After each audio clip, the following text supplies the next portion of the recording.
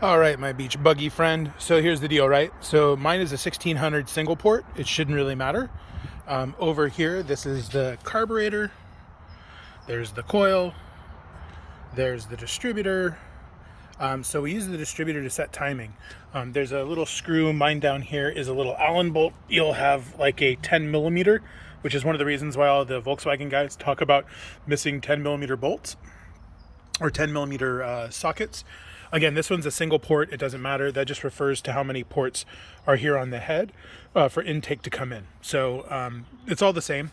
This is the standard Solex. This one is a 32 pick, but 32, 34 are all about the same. So on these, a couple things. Never set your idle here. This has a very specific way to have it set. Because mine is not warm, you'll notice that it's touching here. Basically, the way you set this is after you warm the motor up, and you'll probably have to use the method that you're using right now, which is using your foot on and off the gas to keep it running. But basically, this will swing off of here on the cam. You loosen this all the way up till it stops touching this seat right here, and then you basically make it so it touches, and then that's it. And what that does, it sets the butterfly. So when I talk about setting the butterfly, that's how you set the butterfly. This big screw right here, this is your idle speed control. So when we say set your idle, this big screw is the one that you're going to use. Turning it in is going to close the screw and it's going to lower your idle. Opening it up or loosening it is going to increase your idle speed. And you basically want to use a mixture of timing and your idle screw to set your idle. And you want it around 750 to 850 for a non-automatic. And the way you set timing is once you loosen this bolt down here, you basically rotate the distributor, depending on which way.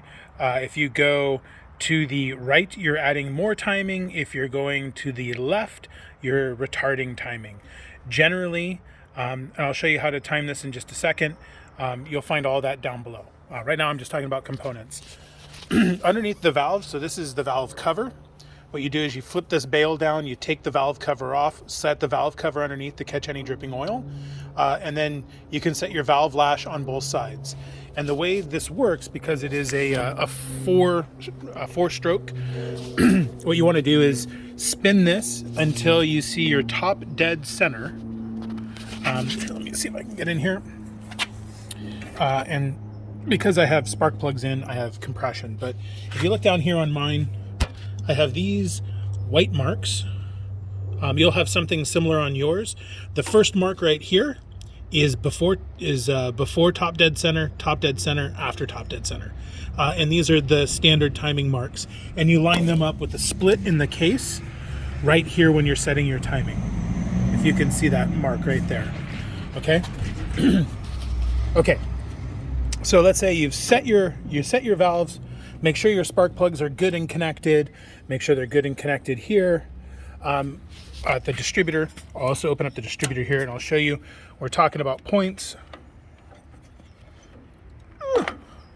The points are these guys right in here. And you have to set the points as the distributor spins around. Ow, damn it.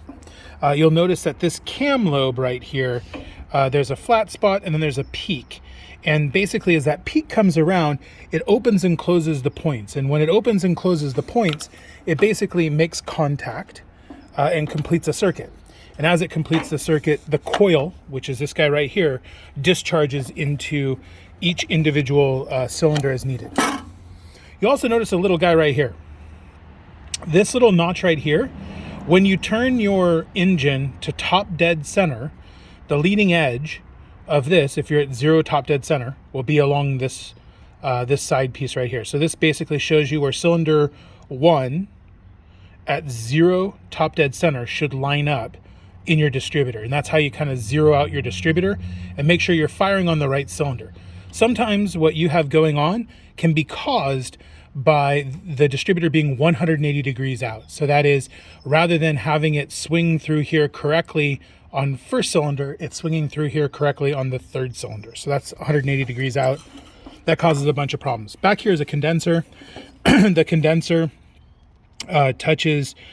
basically deals with the 0 or essentially grounding out the whole circuit here, and you can see it plugs in to the points down in there, and that's how the points work to discharge. So let me put this back on.